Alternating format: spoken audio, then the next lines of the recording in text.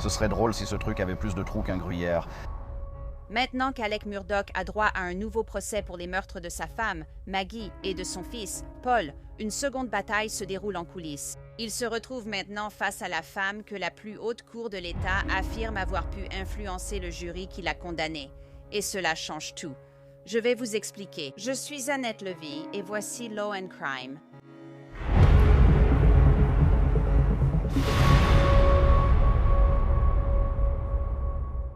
Avant d'aborder ce nouveau rebondissement dans l'affaire Murdoch et la nouvelle plainte civile d'Alex, je veux vous parler d'un cabinet d'avocats appelé Morgan & Morgan. C'est un cabinet qui se bat pour les gens depuis plus de 35 ans et qui a récupéré plus de 30 milliards de dollars pour ses clients. La preuve, c'est leur bilan, avec plus de 1000 avocats répartis dans 100 bureaux à travers tout le pays. Engager Morgan & Morgan, c'est comme engager une armée pour aller se battre pour vous, une équipe qui se battra avec acharnement pour obtenir à ses clients l'indemnisation qu'ils méritent. Tous les cabinets d'avocats ne se valent pas. Choisir le mauvais cabinet peut vous faire perdre d'avance.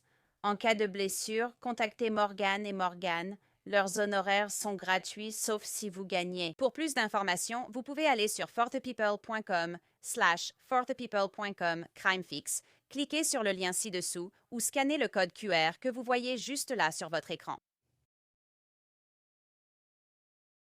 Alec Murdoch aura un nouveau procès pour les meurtres de sa femme Maggie et de son fils Paul, comme l'a confirmé la Cour suprême de Caroline du Sud. Les 5 juges de la Cour ont écrit que le droit d'Alec Murdoch à un procès équitable avait été violé en partie par la greffière aujourd'hui discréditée, Becky Hill. Et maintenant, Alec Murdoch veut que Becky Hill paye pour cette faute, et qu'elle paie cher. Il explique pourquoi dans une nouvelle plainte. J'y reviendrai dans un instant. Mais d'abord, un petit rappel au cas où vous n'auriez pas suivi.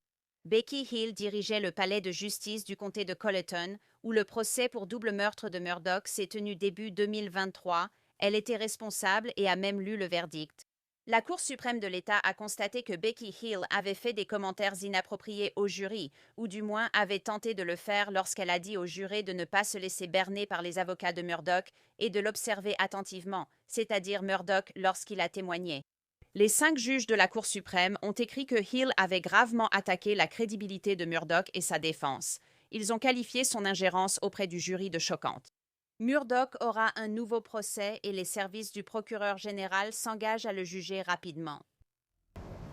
Nous sommes déçus et en désaccord avec la décision de la Cour, mais nous respectons la Cour et la procédure. Je fais cela depuis longtemps. C'est malheureux. Mais vous savez, il faut juste se relever et... Refaire le travail, c'est notre intention. Pour l'instant, nous pourrions encore potentiellement demander un nouvel examen. Nous pourrions potentiellement demander à la Cour suprême des États-Unis d'examiner l'affaire. Et nous allons, vous savez, en discuter un peu en interne. Mais je pense qu'en ce moment, vous savez, de mon point de vue, notre objectif est simplement de reprendre cette affaire et de la faire avancer dès que raisonnablement possible. Et vous savez, je pense certainement que nous viserions un moment à l'automne ou avant la fin de l'année, mais évidemment, nous allons nous rapprocher du juge chargé du dossier. La défense aura sa propre position là-dessus, et au final, c'est le juge qui décidera, vous savez, de la date fixée. J'ai également demandé à Creighton Waters, le procureur principal dans les affaires Murdoch, comment la Cour suprême de l'État considérait la tentative de manipulation du jury avec Becky Hill. Mais lui et ses procureurs ne l'ont pas fait dans le cas de Hill, qui a ensuite été inculpée de parjure et de abus de fonction. Elle a plaidé coupable à ces accusations.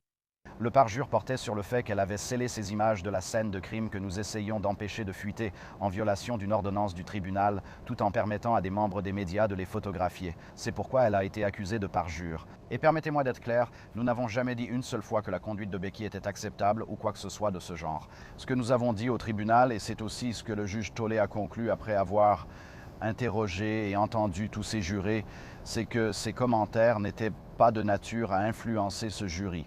Et encore une fois, notre argument était qu'après 6 semaines de procès, le juge Newman, 75 témoins, 550 pièces à conviction, l'équipe de l'accusation, l'équipe de la défense, toutes ces preuves, quelques commentaires déplacés de la greffière n'ont tout simplement pas fait pencher la balance. C'est l'argument que nous avons avancé et que le juge Tolley a retenu.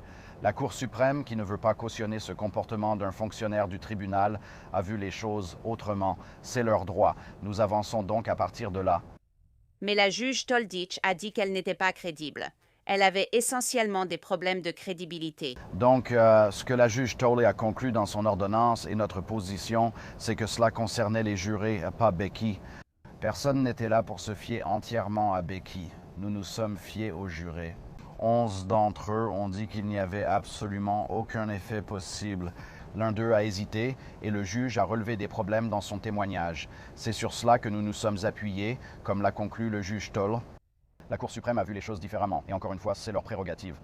Abordons la plainte fédérale d'Alec Murdaugh contre Becky Hill pour violation des droits civiques. Nous avons déposé une plainte au nom de Richard Alexander Murdaugh Sr. contre Rebecca Hill.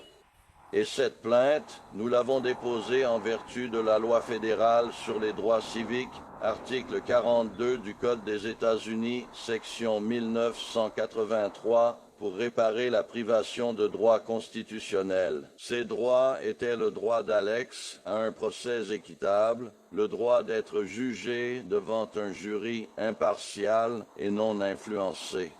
Avec la décision de la Cour suprême de Caroline du Sud, cela a été jugé comme une question de droit de l'État.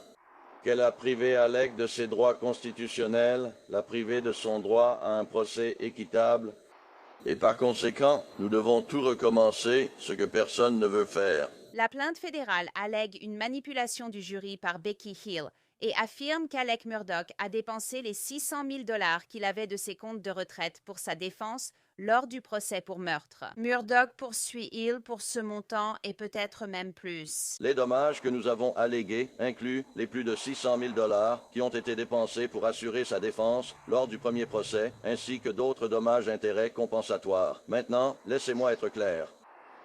Alec Murdaugh doit beaucoup d'argent à beaucoup de gens. Aucun de cet argent récupéré ne lui reviendra personnellement. Et le but de ce procès est de tenir Becky Hill responsable de ce qu'elle a fait.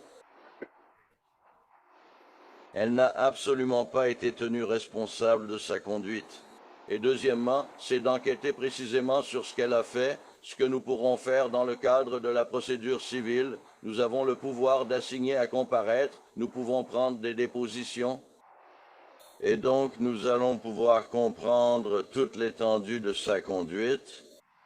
Elle n'a pas encore fait l'objet d'une enquête approfondie par l'État et elle n'a pas été tenue responsable par l'État. Et c'est ce que nous espérons faire, c'est ce que nous avons l'intention de faire, et c'est ce que nous ferons avec ce procès. L'équipe de défense de Murdaugh cherche à enquêter sur les allégations de manipulation du jury par Becky Hill. Les avocats se demandent si quelqu'un d'autre a été impliqué dans la tentative d'influencer ce jury. Une fois le procès terminé, nous n'avons plus le pouvoir d'émettre des assignations à comparaître. Nous n'avons pas le pouvoir d'enquêter vraiment sur tout cela.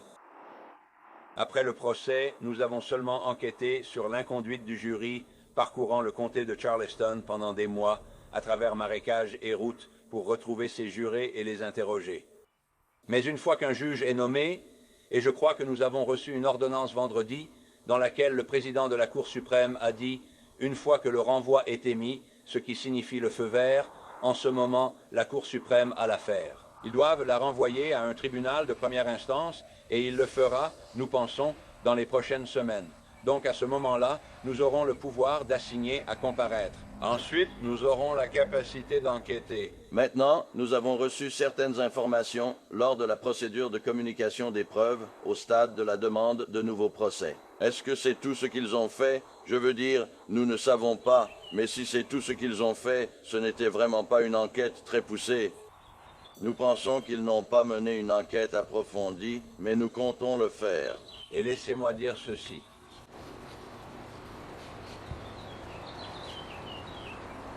Ceci était aussi une demande au titre de la loi sur la liberté d'information adressée à Sweat pour obtenir plus d'informations. Nous l'avons vu également. Est-ce logique de confier à l'agence qui a un conflit d'intérêts inhérent, qui souhaite que la condamnation soit maintenue, l'enquête sur la validité ou non de cette condamnation? Je veux dire, ça semble tout simplement ridicule. Et encore une fois, je pense que la faute du procureur général est de ne pas avoir demandé une enquête indépendante. Il aurait pu faire appel à un service du shérif. Qui? Les gens de Leonwatt ou le shérif de Spartan? Non, pas Spartan, mais Greenville a un service du shérif très sophistiqué, Charleston aussi, utilisez-les. Mais Swed a tout intérêt à faire confirmer la condamnation. Ils ne veulent trouver aucune faute. Je veux dire, c'est simplement la nature humaine.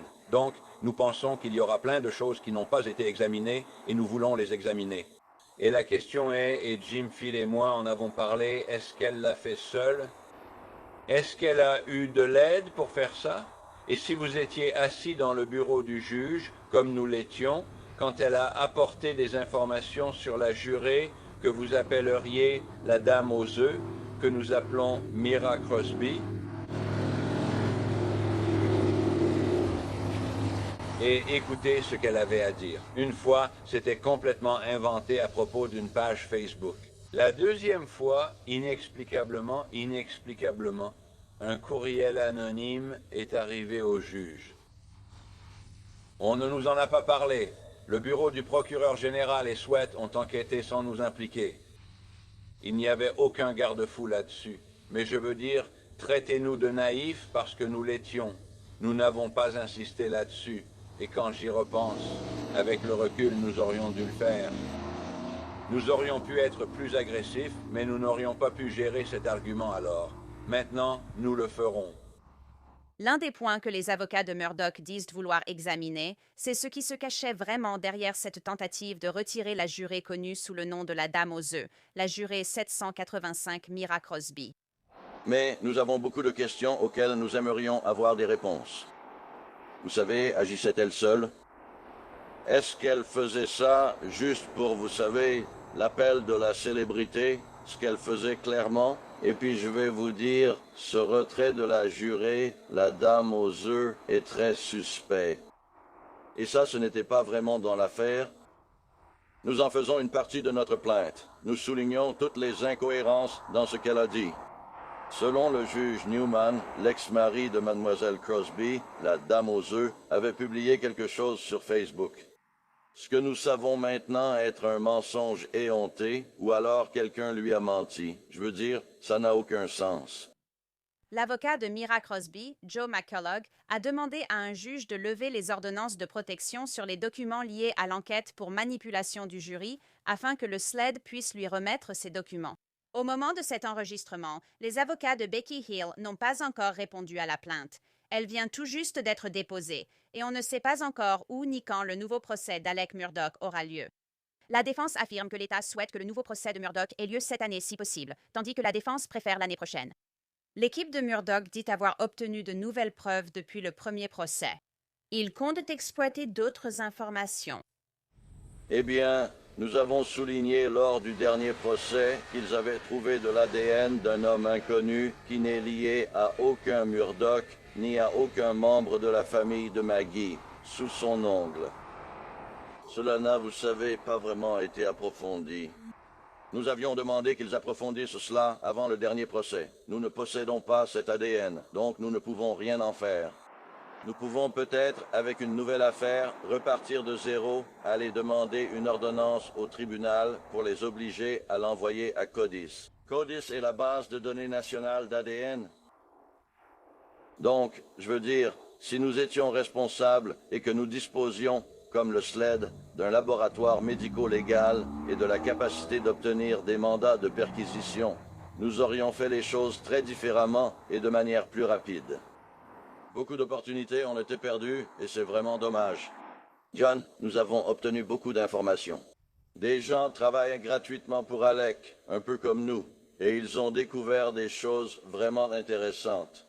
Et ils en ont remis une quantité importante à SLED. Nous serons curieux de voir si SLED en a fait quelque chose ou s'il en fera quelque chose. Le procureur général de Caroline du Sud, Alan Wilson, a déclaré que la peine de mort pourrait de nouveau être envisagée pour Alec Murdoch lors d'un nouveau procès, ce qui a irrité les avocats de la défense de Murdoch.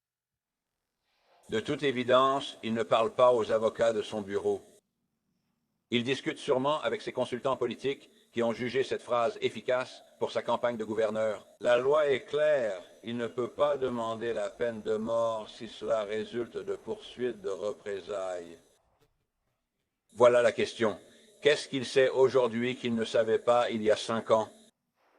Pourquoi dit-il qu'il va demander la peine de mort? Y a-t-il une nouvelle preuve? Donc, on en a un peu marre. Et on a vu ce processus depuis le début de cette affaire, où Alan Wilson fait de la politique au lieu de faire son travail de procureur. Il a d'excellents avocats dans son équipe. Il devrait les écouter, se fier à leur jugement. Par coïncidence, il n'a pas enquêté sur la tentative de manipulation du jury par Becky Hill. Nous évoquerons bientôt une action civile, mais clairement, la loi dit que celui qui manipule le jury ou tente de manipuler le jury est coupable d'un crime. Les conclusions du juge Toll étaient claires. Becky Hill a tenté. La Cour suprême cette semaine, la semaine dernière, Becky Hill a tenté. Alors, s'il te plaît, Alan, concentre-toi sur ton travail et pas sur la politique. En réponse, Alan Wilson a publié la déclaration suivante. Cette affaire est traitée exactement comme elle le devrait, comme un tout nouveau procès. Toutes les options juridiques sont envisagées et ces discussions ont lieu comme elles le devraient avec les procureurs et le personnel dévoué du bureau du procureur général, et non dans le cadre d'une machine de campagne électorale. En 2022, les réalités juridiques et pratiques entourant la peine de mort étaient très différentes. La Caroline du Sud n'avait pas procédé à une exécution depuis plus de 10 ans. Cela a changé, et c'est l'un des nombreux facteurs qui doivent désormais être pris en compte à mesure que nous avançons. M. Harpetlian lui-même a reconnu que l'affaire Becky Hill avait déjà été transmise à un procureur indépendant et examinée par celui-ci. Ces questions ont déjà été évaluées en dehors de notre bureau.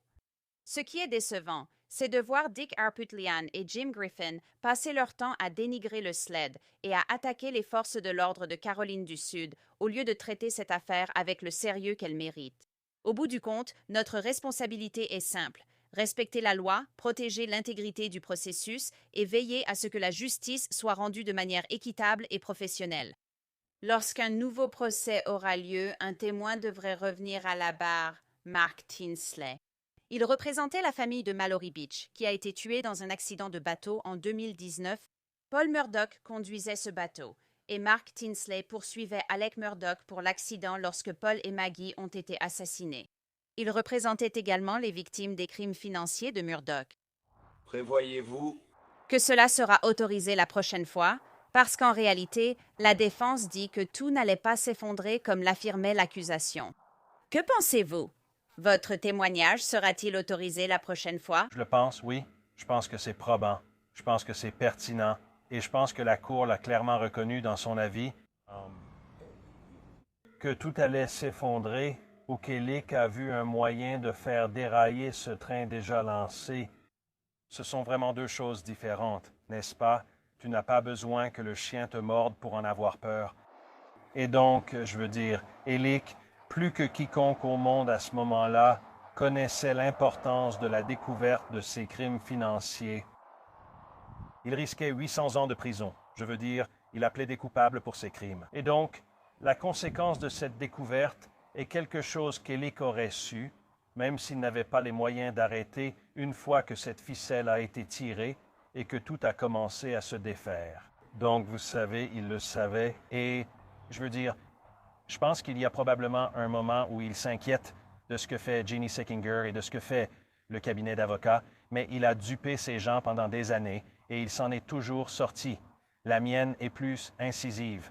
La mienne est plus implacable. Et donc, toutes ces choses, depuis Tony Satterfield qui se demande « Qu'est-ce que je lis à propos d'un règlement dans cet article ?» jusqu'à cette audience à venir, en passant par Jeannie Seckinger, Chris Wilson et la banque. Et il y a toutes ces choses qui se passent et qui le mènent vraiment à cette conclusion folle, mais inévitable, dans son esprit malade et tordu. C'est la seule façon d'y mettre fin pour moi. Je dois être une victime. Mon père est sur le point de mourir. La sympathie sera en ma faveur au départ. Et cela me donnera un peu de répit ou mettra complètement fin à tout cela. Alec Murdoch affirme qu'il n'a pas fait cela. Il soutient qu'il est innocent en fait de ce crime. Ce n'est pas que l'accusation n'ait pas réussi à prouver sa thèse, comme le dirait un avocat, mais qu'il est en fait innocent. Voyez-vous un scénario dans lequel il n'aurait pas commis ces crimes? Non. Non, et vous savez, je vois des gens spéculer en disant « Eh bien, il sait qu'il a fait » ou « Il était là ». Et d'une certaine manière, cela diminuerait sa culpabilité dans cette affaire. Je ne pense pas que ce soit le cas, car Elick, maître manipulateur, n'aurait jamais laissé quelqu'un avoir autant de pouvoir sur lui. Quelqu'un l'a aidé à éliminer les armes et à nettoyer? Non, je crois que tout vient de lui. Il n'aurait jamais impliqué quelqu'un dans cette conspiration qui n'existait que dans sa tête. Tu as déjà dit par le passé, et c'est ta conviction. La conviction qu'il avait tout planifié depuis un moment, que ce n'était pas spontané. Un certain temps s'est déjà écoulé. Est-ce que tu as toujours cette conviction? Et parle-moi de ta conviction concernant le moment où tu penses qu'il a mis tout ça en marche. Parce qu'il est maintenant accusé de meurtre. Il n'est plus condamné pour meurtre.